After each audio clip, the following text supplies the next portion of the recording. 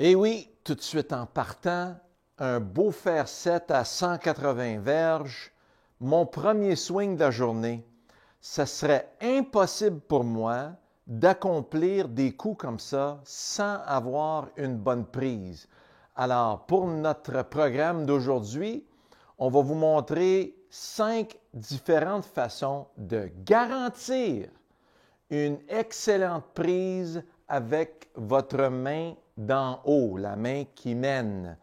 Alors, très important de bien comprendre comment la fonction de la prise nous amène ces résultats-là.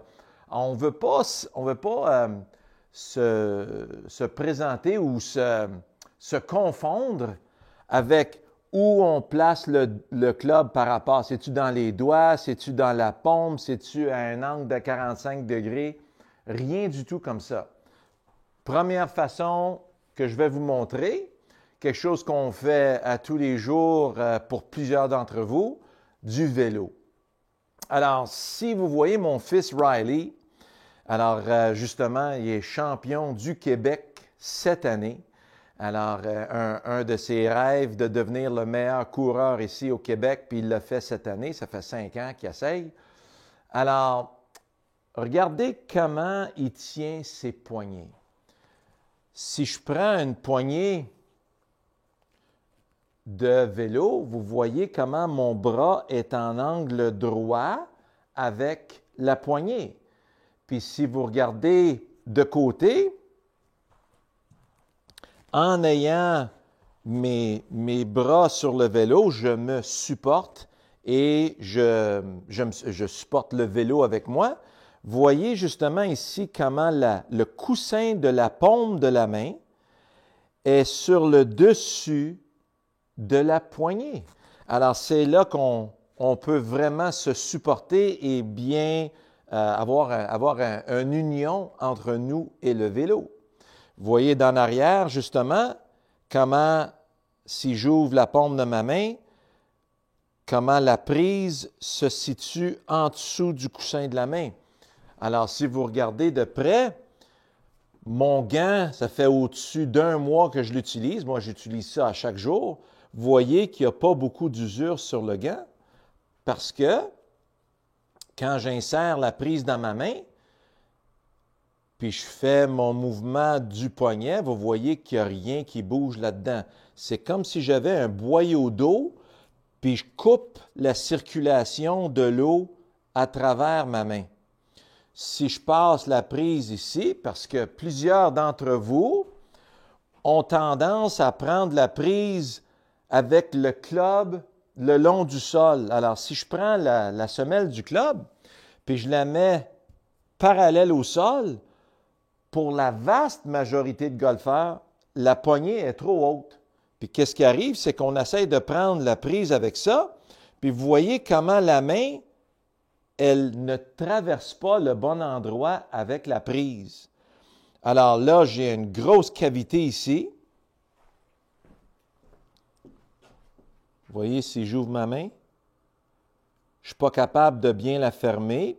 Là, il arrive, puis là, quand j'essaye d'accumuler mes poignets, il y a beaucoup de mouvement qui se fait dans ma main et, conséquemment, je vais déchirer un gros trou dans mon gant ici. OK? Alors donc, très important de prendre sa poignée de vélo. Puis vous voyez maintenant comment mes mains sont beaucoup plus basses. Vous voyez où sont mes mains? Le bout du club va maintenant être levé du sol. Alors, le club, il ne s'assoit pas parfaitement au sol au début. Le bout est légèrement dans les airs. Lorsque j'arrête de descendre et je recommence à remonter dans mon swing, bien, la force centrifuge s'empare de la tête du bâton parce que le bout du club, il pèse, puis ça vient asseoir mon club au sol. Ça, c'est une tige très rigide, justement. Alors, vous voyez qu'il y a beaucoup de pliage dans une tige de bâton de golf. Alors, ma poignée de vélo, ensuite ma posture, et ensuite, je peux maintenant frapper une balle qui a énormément de compression là-dedans. Wow! Mon fanion est à 180 verges, puis mon carry là-dessus était 183 verges. Avez-vous entendu la compression là-dedans? C'est ça que ça va faire pour vous, une bonne prise. Ça va vous donner de la compression avec la balle. Ça va aller puiser la balle contre la face du club, puis la balle va exploser de la face de votre club. Puis c'est tellement satisfaisant d'avoir cette sensation-là. On en regarde un autre. Pour tous les amateurs de baseball, voyez comment je prends mon bâton de baseball? Alors, si je suis au bâton gaucher, voyez comment le bâton de baseball, il est en angle droit avec mon avant-bras. Si je tenais un parapluie, puis je ne veux pas être mouillé, bien, et voilà, c'est comme ça que je vais prendre mon parapluie. Exactement de la même façon que mon bâton de baseball, que ma poignée de vélo, que mon bâton de golf et aussi ma poignée de valise. Regardez, quand je vais prendre une valise très lourde, ben, j'enveloppe mes doigts en dessous de la poignée et là, je prends le coussin, vous voyez comment le coussin de la main embarque sur la poignée. Puis là, je peux transporter quelque chose de lourd. OK? Alors, très important d'avoir une poignée qui est en très bonne fonction. Alors, le baseball, vous voyez comment je tiens mon bâton? Là, la différence avec le golf, c'est que je mène mon pouce sur le dessus. Vous voyez maintenant comment je peux accumuler mon bâton de baseball sans qu'il y ait de perte de poignée durant le mouvement. OK? Donc, mon parapluie, mon bâton de baseball, pouce sur le dessus. Alors, quand on va mettre le pouce sur le dessus, justement, voyez comment mon pouce arrive un petit peu de l'intérieur. Hein? On veut toujours un léger grip fort. Voyez comment je vois 2 à 3 jointures ici sur ma main. Alors, quand je suis en bonne poignée, vous voyez qu'il y a un léger angle ici avec mon poignet. Alors, ça, c'est un petit peu moins sécure. Ça, c'est très sécure. Alors donc, je mets mon pouce sur le dessus, puis vous allez voir que le pouce arrive d'une position de 1 heure, puis le bout du pouce est quasiment à midi.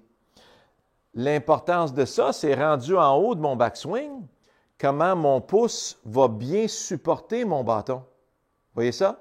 Alors, si mon pouce est à côté ici, mais mon bâton il est moins bien supporté, ça va me prendre justement l'autre main pour m'aider. Alors, si le pouce est trop à l'intérieur ou trop à l'extérieur, bien, ça va affecter justement la façon dont je fais ma transition de mon backswing vers ma cible. OK? Alors, mon pouce est dans une excellente position pour bien supporter. Vous voyez ici à la fin de mon mouvement comment il supporte mon swing et que dans le mouvement vers l'arrière, il supporte bien mon swing aussi. Alors ça, c'est un excellent exercice pour faire le test acide de votre prise. OK? Alors donc, je m'installe, j'ai mon point intermédiaire. Je prends ma prise ici devant moi, mon parapluie ou ma poignée. Jamais mettre le bâton avant de prendre votre prise.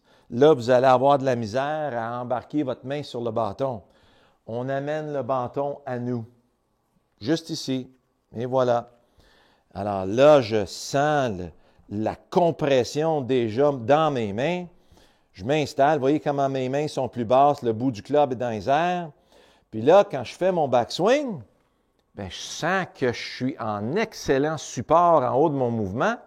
Là, je peux lancer mon club dans la direction de la cible. Vous voyez comment au retour de mon élan, comment c'est très, très bien supporté ici à la fin de mon mouvement. Là, je peux y aller avec confiance, surtout dans l'herbe longue, surtout avec le driver, quand il va avoir plus de compression parce qu'il y a beaucoup moins d'angle sur la face du club. Il y a beaucoup plus d'impact sur un driver que sur un wedge. il faut être préparé pour être capable de subvenir à ces pressions-là. Et pour ça prend une prise extrêmement solide. J'ai oublié le cinquième, des push-ups. Si j'étais pour faire des push-ups sur mes poings avec mon club le long du sol comme ceci, je ne pourrais jamais le prendre de cette façon-là. Je serais complètement sur mes coudes. Alors, vous voyez comment la prise doit être extrêmement solide pour que je puisse bien supporter mon corps. Alors, j'espère que vous avez aimé la façon de garantir une bonne prise avec votre main d'en haut. Puis on se reverra plus tard avec comment mettre la main en bas. Au plaisir, à la prochaine!